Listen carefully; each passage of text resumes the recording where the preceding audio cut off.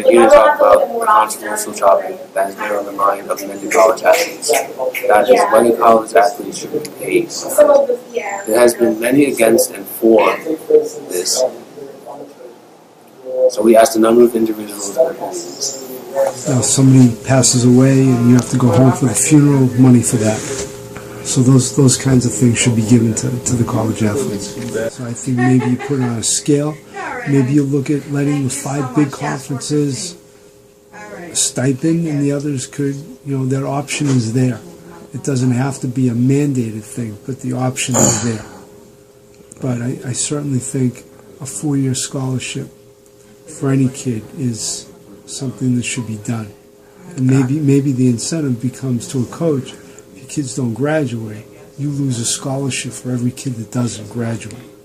So there's got to be some... Technology is one of the best to ever play the game. Turn down for what? Especially. Turn down for what? Turn down for what? Turn down for what? I still should be paid because I make a lot of money from the industry.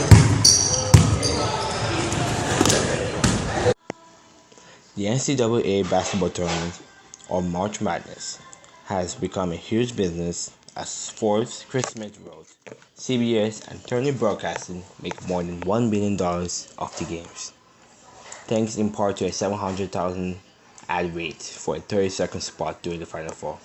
Athletic conferences receive millions of dollars in payouts from the NCAA when their teams advance deep into the tournament.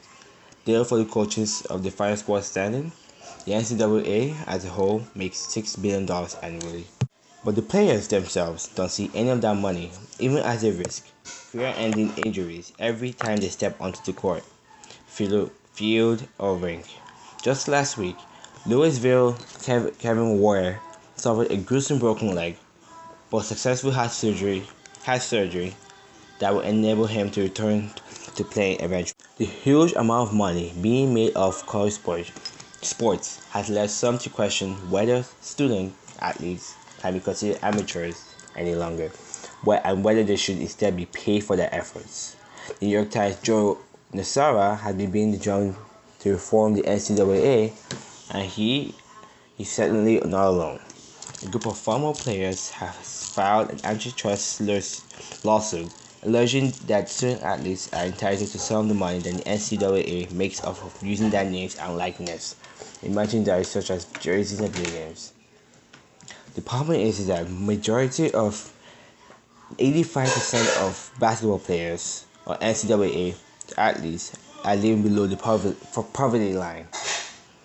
But on the flip side, the argument can be made that the opportunity to both receive an education and get the exposure to win a major professional contract more than compensates the NCAA athletes for their efforts. Rather than push college athletes further and further from academics, we need to bring it closer, says NCAA President Mike Emmett.